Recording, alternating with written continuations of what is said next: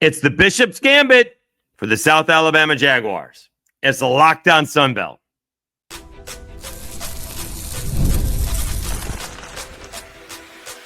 You are Locked On Sunbelt, your daily podcast on the Sunbelt Conference, part of the Locked On Podcast Network, your team every day. All right, Dave Schultz, Locked On Sunbelt, your teams every day. Today's episode brought to you by Game Time.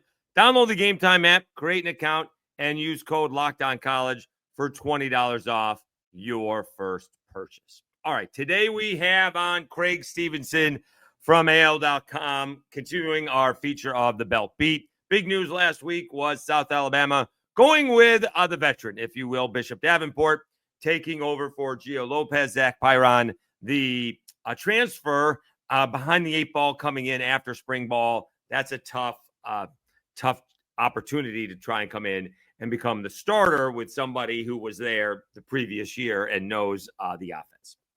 So we'll talk to him about that. Who's going to run the football? Kentrel Bullock is there. He's the veteran, but who's going to help him out with Fluff Bothwell? Moving on to Mississippi State. We know he's taking on Southern Miss. We've been talking about that a lot. How can South Alabama get off the roller coaster? We did find out they need to replenish the secondary that all transferred out.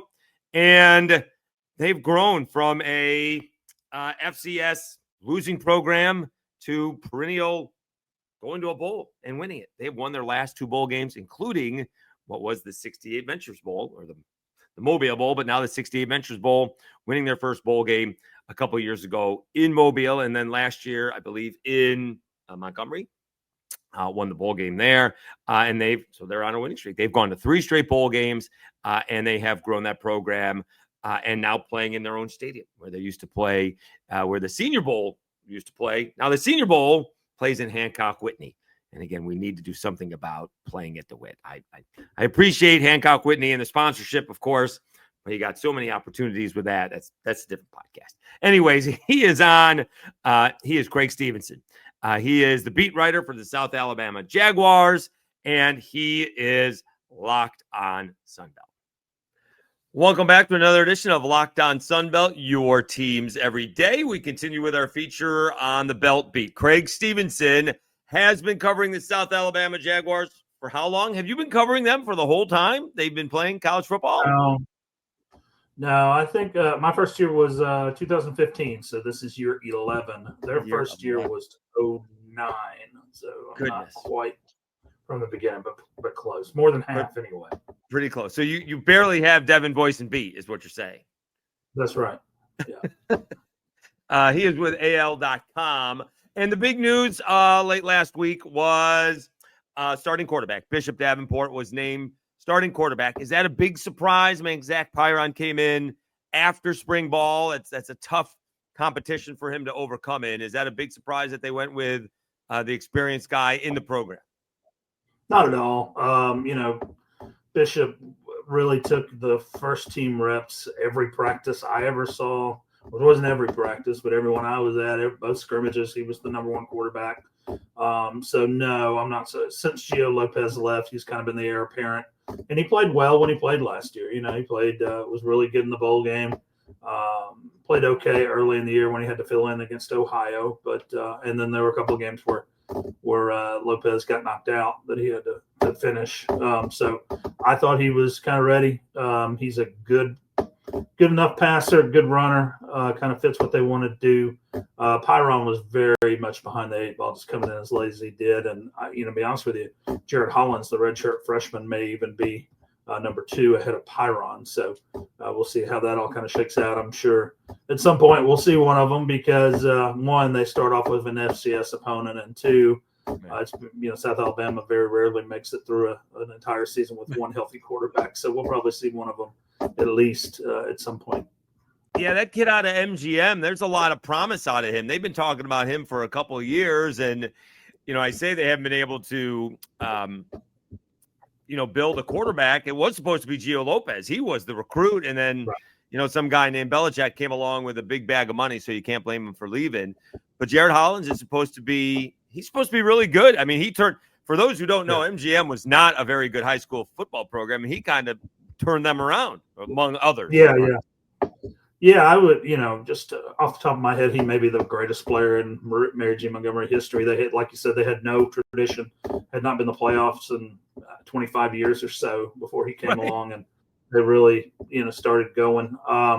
He's more of a pure passer than any of the other guys. I don't know. I haven't seen him run very much. I don't know that he offers much in the running game, but kind of maybe more of the Carter Bradley, Jake Bentley mold of previous years, as opposed to the real dual threat guy, which Gio Lopez was, which Bishop Davenport is, and which Pyron had some chances to carry the ball when he was at Georgia Tech and was effective that way as well. So, I'll be interested to see what happens with Jared Hollins in a year or two, but right now Bishop Davenport's the guy. Talking with Craig Stephenson, AL.com, Lockdown Sunbelt, your teams every day. All right, so we get Kentrel Bullock in the backfield. Fluff also moved on. He's Mississippi State. He will be taking on Southern Miss. We're looking forward to that ball game. We've talked about that a lot. Who else is in the backfield? Because it always seems to be very well loaded, and it's usually not one guy, although seems to be one guy who's the primary, and this year it seems to be Bullock. But who else is going to be in that backfield? Yeah, for sure. And, the Fluff Bothwell hype train was, big time last year. I probably had a lot to do with that because he was just so incredible to watch during training camp. But, Bullock had a really good year. He was actually the starter in every game and had a good bowl game. And so he'll be the number one guy. PJ Martin, who's a redshirt freshman out of New Orleans, or redshirt sophomore, I guess, out of New Orleans, will be the number two guy to start out with. They brought in a junior college transfer, Keenan Phillips, who was a first-team JUCO All-American last year. More of a shifty guy, kind of people that remember Braylon McReynolds. He's kind of cut from that cloth, kind of a shorter, smaller, quicker guy. He'll help them some on special teams as well. And then they still have Iverson Celestine, the Tulane transfer, who's more of a short yardage type back. So I think they're okay at running back. Really, obviously Bothwell was such a phenomenon, but they'll be productive in the running game, I think. Braylon McReynolds is still playing college football. Yeah, he's at ULM. ULM. It's unreal. On the other side of that thing, we can go back to the quarterback room. Bubba Carpenter is playing college football. Bubba Thompson. I always make that mistake. Bubba Thompson. What has he brought to this? Obviously a professional, not only professional, but Major League Baseball player going back to college. I mean, you could have a whole that's a whole podcast in itself. Him doing an annual thing. He's going back to college. He's playing college football. I mean, he could bring a whole thing to that quarterback room. What has that been like? Yeah, he's 27 years old. Yeah. It's really interesting. Is he married? Does he have a kid? Yeah, that I don't know. I don't think so. But last played college high school football in 2017. But anyway, he's a good athlete for sure. Not really polished as a passer, and he played on a great high school team at McGill Tulane. Actually played with Jalen Tolbert. They're best friends. Jalen Tolbert's in his fourth year in the NFL. So I think that's right. He's just you can tell he's rusty. I don't know what we're going to see out of him. They've talked about trying to work him in on some special teams, just to get him on the field. So I'm going to see how that goes. But in terms of playing quarterback, I don't see that this year. Going forward, who knows? Once he gets a full, other year under his belt. But he was clearly the fourth guy. Never really rose above the scout team that I saw. So but there's plenty of time and a couple of injuries. We may have to see him. I don't know, but I would be surprised if that happened. Yeah, but I'm talking about he can help guys out with a mental approach so much more than, because, for lack of a better, he's a man playing among boys. Yeah, he's, I don't know. I don't know who the youngest coach on the coaching staff is, but there's probably somebody that's, 30-ish. So he's not that much younger than some of the coaches. No doubt about that. Let's take a time out. We'll come back and continue our conversation with the beat writer for the South Alabama Jaguars, Craig Stephenson. He is on the Belt Beat. We will talk about this roller coaster that the Jaguars were on last year. Had some big wins, but some tough losses, Georgia Southern and Arkansas State among them. How can they get off of it, and can they get off of it this year? We'll do that right after I tell you about Drip Drop.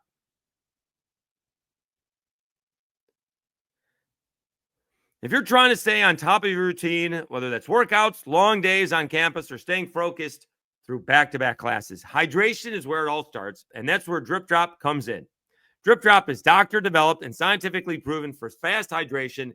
It uses the perfect balance of sodium electrolytes, glucose to help your body absorb fluids quickly, delivering 3 times the electrolytes and half the sugar of the leading sports drinks. Again, still very hot here in Kentucky, and I'm giving tours in those warehouses where it can get very, very humid and hot.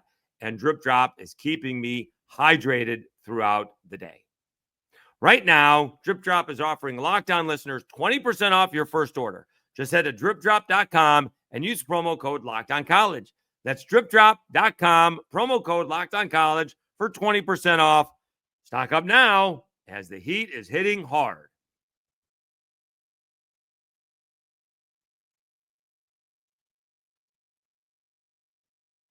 All right, Dave Schultz, Locked On Sunbelt. Your teams every day. We continue our conversation with the beat writer for the South Alabama Jaguars, Craig Stephenson from AL.com. He is on the Belt beat, covering the Jags since 2015. And how can the Jaguars get off the roller coaster that they were on last year with some big wins over the Cajuns, but some tough losses against Georgia Southern and Arkansas State? About that, we're talking with Craig Stephenson, AL.com. He is on the Belt beat, and he is Locked On Sunbelt, your teams every day. All right, last year was Major Applewhite's first season as the head coach. So he's going into what is this his 5th year with South Alabama, right? 3 as offensive coordinator. Yeah, right. 3 years with Womack and the 2nd year as head coach. So 5 years. Okay. So and last year was just a roller coaster of a season. Obviously, did not get off to a good start. Tough first loss. Then Gio got hurt, and then had a big win against the Cajuns. Also had a huge win on national TV against App State, and it seemed to be trending in the right direction, but had a bad loss against Georgia Southern when they had a big lead and probably should have won that ball game. And then they finished up strong when, Gio was banged up, so he couldn't play. Fluff backed out of the bowl game, and the wide receiver decided to get ready for the pros, and they still won a bowl game, and they had 2 weeks to get ready. Coach joked with me, guys were coming back to take finals because the bowl game was so early on in the process. Right. And so they were on that major roller coaster season. I got to go back to say what he said, mental toughness trying to finish off. How do you think they get off that roller coaster that they had last year? Because it was just up and down all season long. Yeah, for sure. They definitely lost a couple of winnable games, but they won a couple of losable games. So I think they probably were what they should have been. They would have obviously loved to have had that Georgia Southern win, but they're, Arkansas State was a game that had a chance to win as well, where Arkansas State drove for a field goal to win it right at the end. But still, again, there were a couple of games that they won. They weren't really dominant either. So, 7-6 was probably about what they were. This year it's going to be tougher, though, because the early season schedule is pretty rugged. They open with Morgan State, so obviously they should win that. But, week 2, they got Tulane coming in, and Tulane is probably the what we're calling it, group of 6, I guess now. One of the top 2 or 3 teams in the group of 6.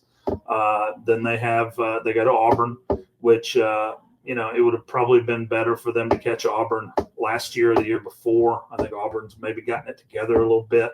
They play North Texas at North Texas, and North Texas has kind of rebuilt their defense after being really just a really brutal defensive team last year. So, I think it's going to be about the second half of the season again for them this year. Last year they started 2-4, but then they finished 4-2.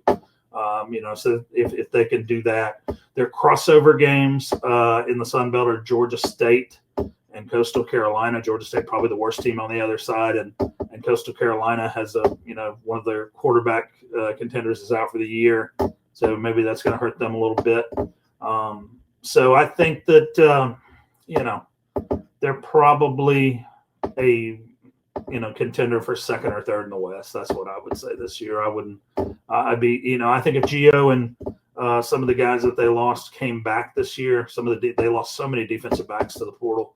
if they, Gio comes back, 2 or 3 of those DBs come back, they're probably the favorite in the West. But just so many question marks, especially on defense. I can't pick them to do that this year. All right, so we'll get to that in a second. The only thing about that Auburn game is, and I do want to talk about that, is that it's a little bit of a trap game because Auburn starts off with Baylor, and then they play Oklahoma the week after they play South Alabama. And I got a feeling they're only going to be talking about Oklahoma for 3 weeks because of Jackson Arnold going back to Oklahoma. Well, not only that, it's 11:45 in the morning, so the students are going to be into it. So it's not going to be like playing a late afternoon or night game at Jordan-Hare, which would be really intimidating. So that maybe South Alabama has a little bit of an edge there, but I just think Auburn has gotten it together a little bit. Their defense is going to be really good, and they're loaded a wide receiver. They're loaded at wide receiver, and I think Jackson Arnold probably is gonna. Seems like he, last year at Oklahoma they just had so many injuries. You really didn't get to see what he could do. So I think that Auburn's going to be a tough out this year, especially early in the year. So, but we'll see. Stranger things have happened, but that's a tough draw. Like I said, if they played Auburn last year, I'd have given them a really good shot to win. Well, let's talk about, but nonetheless, it's still a big opportunity, and that this game is a long time coming, and it's huge because obviously, despite talking about it, Nick Saban never played an in-state team. Alabama never does that. And as much as Troy wants to play Auburn, and Auburn won't play Troy for whatever reason in football or basketball for that fact of matter, but Auburn is playing South Alabama. And that's a huge thing for South Alabama to get a chance to go play Auburn. What's it mean? What's the scuttlebutt around it? I know it is week 3. Has it caught on yet? Because are a lot of South Alabama fans making the trip? Are they chartering a bus or two? Is it a big deal? Yeah, I think so. I do think that I know they've sold out. They've sold their allotment of tickets. I don't know. Oh, they have. Okay, good. Or at least getting toward that. I think that for sure. And it kind of depends on what happens those first 2 weeks. If they can beat Tulane, then obviously there'll be a ton of excitement. But if they, get blown out by Tulane, I'm not sure how many people are going to be feeling really good about it. But yeah, if they win that, it'll be the biggest win in program history. Well, yeah, it will be. Yes. So we do want to. We're talking Craig Stephenson, Lockdown Sunbelt, your teams every day. Let's talk about that defensive secondary. They've been really strong in that the last few years since I was covering them. And you're saying a lot of those guys jumped into the portal. Are they young? Are they just inexperienced? Is there talent back there? What's in the defensive backfield? All right, let me see. Ricky Fletcher went to Ole Miss. Lardarius Webb went to Wake Forest. Marion Fortenberry went to Kansas State. There's one other, Scruggs. Jordan Scruggs went to West Virginia. Ricky Hyatt went to Ohio. Those guys are all gone. And all of by them the way, didn't Fletcher start as a true freshman? Yeah, he did. He was hurt, missed the entire year last year. And but came back in the spring and looked great. And then of course went to Ole Miss. So their 2 presumptive starters at corner this year are an FCS transfer, Javon Henderson from East Tennessee State, and a redshirt freshman who did not play a down at Georgia Tech last year, Nehemiah Chandler. Safety, I think they'll be all right.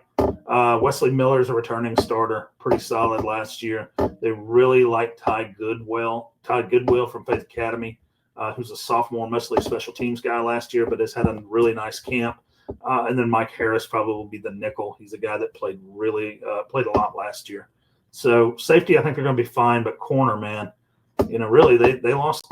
I think it was their top 5 guys from last year either were seniors with no more eligibility or went in the portal. And it's just my goodness, it's brutal. And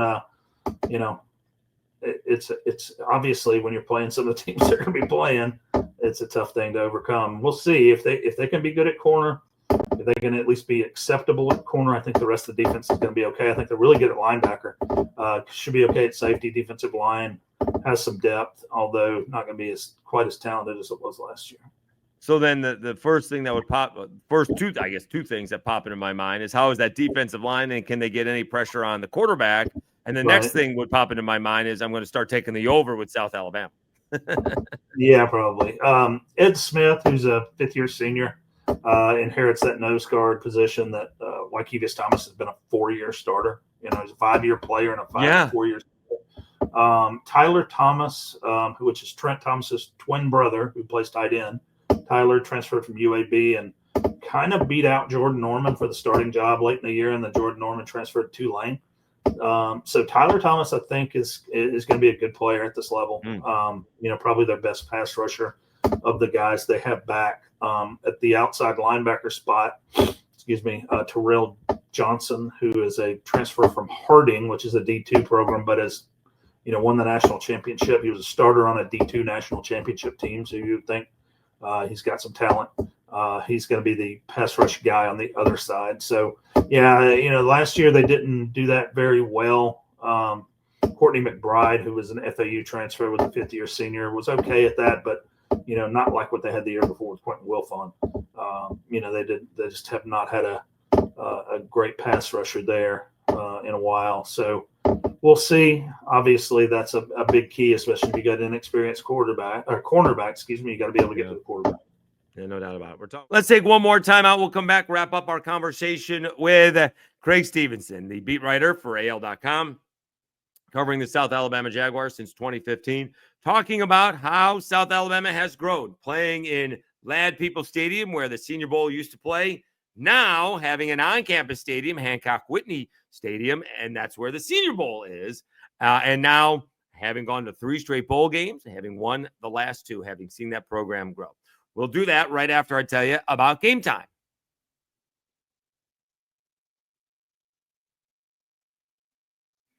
Have you ever decided at the last minute to head to a ball game with friends or family? Maybe it's game day and you suddenly realize you want to be in the stands. That's exactly where Game Time comes in.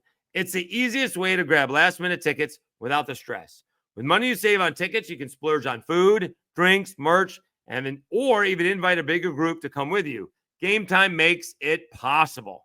Had a great time last week with my nephew, Sam. We saw the Brewers' 14-game winning streak snapped, although the Reds tried to do a good job of seeing that game, that winning streak extended to 15. But the Reds did snap the Brewers' 14-game winning streak in extra innings as they did win it in the end. But hopped on Game Time. We sat in the 10th row, and we did it all for less than, I'll tell you, for less than $100. That was for 2 seats. That included the fees, and we hopped on Game Time, and I bought it the day of the game and had a great time and was all due to Game Time. Take the guesswork out of buying tickets with Game Time. Download the Game Time app, create an account, and use code LOCKEDONCollege for $20 off your first purchase. Terms apply. Again, create an account and redeem code LOCKEDONCOLLEGE for $20 off. Download the Game Time app today. Last-minute tickets, lowest price, guaranteed.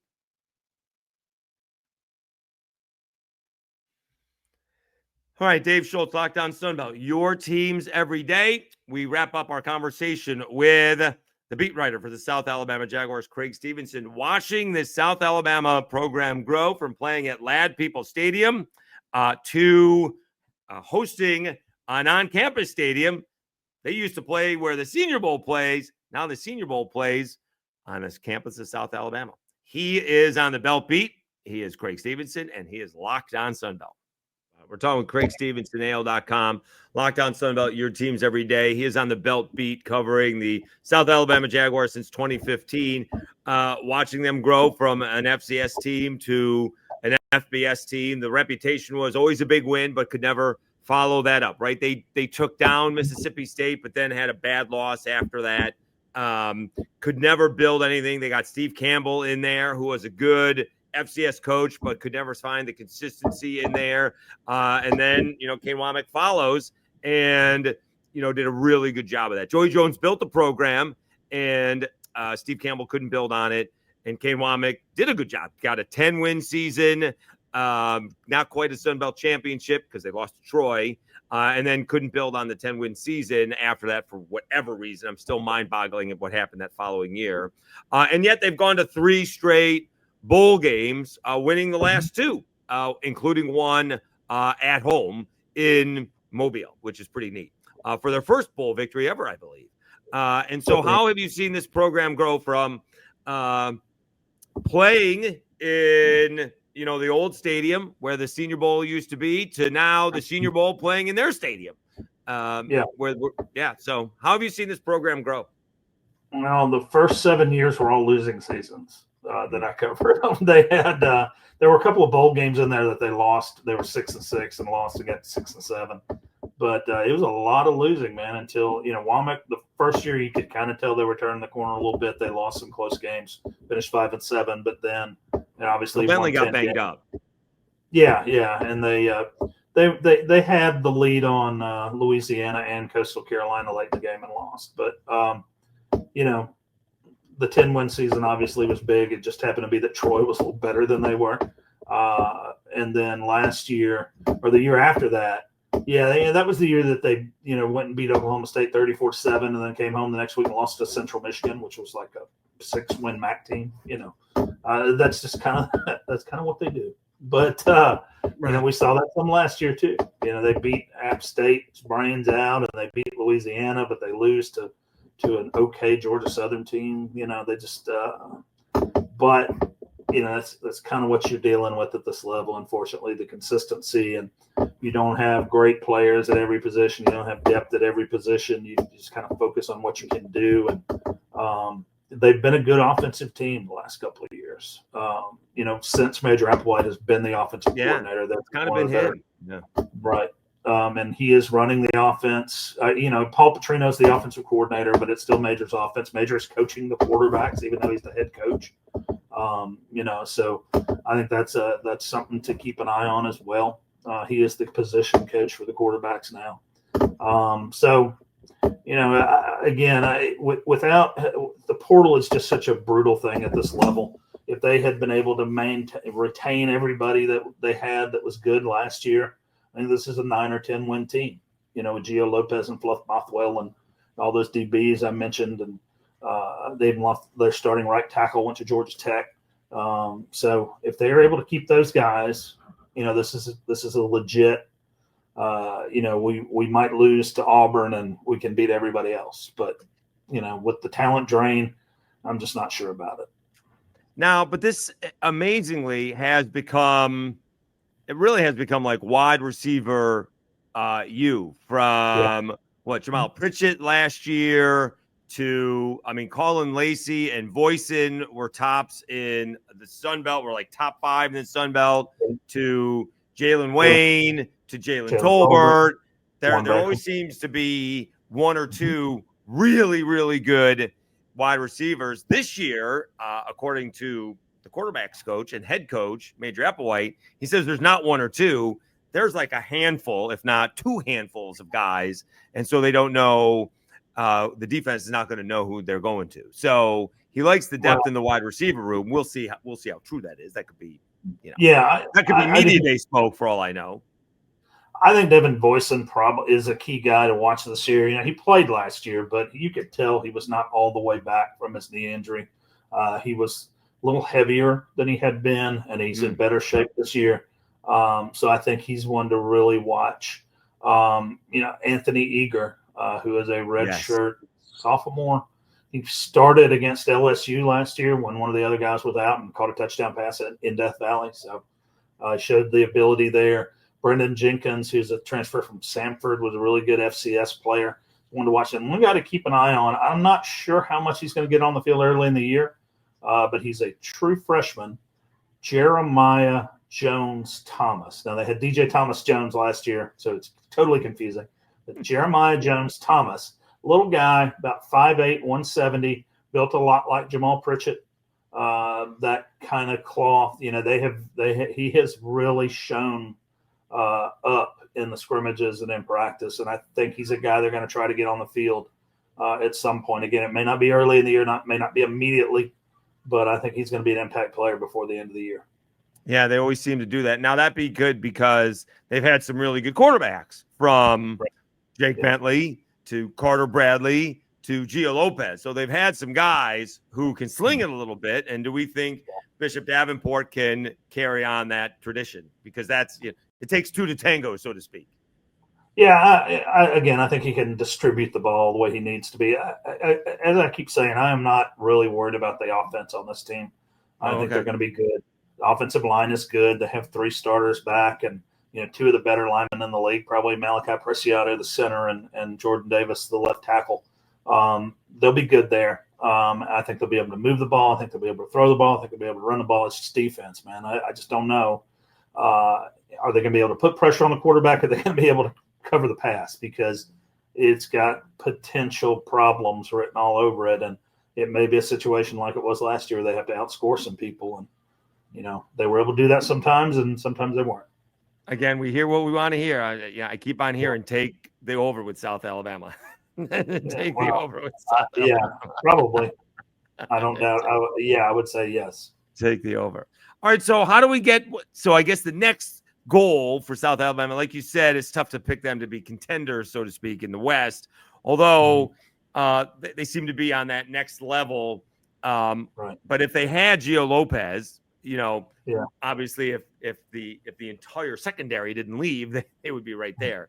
But I guess the next goal would be to be, Sunbelt champions, to try and contend in the West. And are they building towards that? Obviously, those windows are not very big when you have the transfer portal and when you're in that line to do so. And it looked like they were going to do that heading into the spring, but they came out of the spring and everybody hit the portal. Yeah, I don't know. I think you got to just start generating some money to pay guys. I mean, that's really what you got to do. And even last year, even though they finished 6-6 in the regular season, they were technically in contention late in the year. They would have needed some help. But after they beat Louisiana, they could have won the West. If they had beaten Texas State and then. Louisiana would have to lose to ULM, which obviously didn't happen, but it could have, So they were only a game back, even though they were 6-6. So, obviously winning the West, getting to the conference championship game, and is kind of the next step. Because even the 10-win season, they didn't get there because they lost. They only lost one conference game, and it was to the team that went 8-0 or went 7-1 and didn't lose. So That's right. That's one of the 2 years in the last 8 where the 2 top teams finished in the same division. That's right. Yeah, because Troy lost to James Madison that year, and then South lost to Troy, and that was the only game they lost. So anyway, you gotta take advantage of those situations when you get them. But who knows? Maybe the defense will get it together pretty fast this year. I don't know that there's I don't think there's a super team in the Sunbelt this year, and they don't play James Madison, which is the team everybody thinks is the super team, but they don't play them. So there's definitely nobody on their schedule they can't beat. Does South Alabama have any NIL collective? Do they?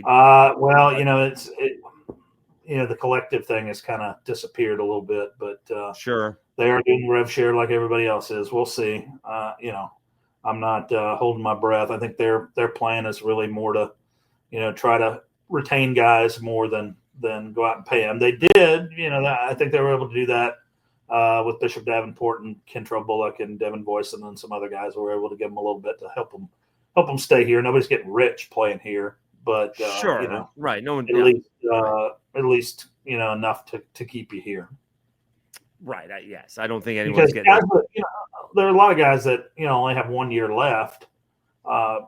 They can go cash in and then go sit on the bench, or they can stay here and play and maybe have a shot at the pros, put some stuff on tape to have a shot at the pros. But the guys that are leaving in general are the younger guys. Gio Lopez has got 3 years left. 3 years. 3 years left. Yeah. Kentrel Bullock's got 1. If he went somewhere, he could go to the SEC and be the 3rd string running back. That's not going to help him. He put a little money in his pocket now, but in terms of having a professional career, it wouldn't help him. So I think that's what you have to sell guys on.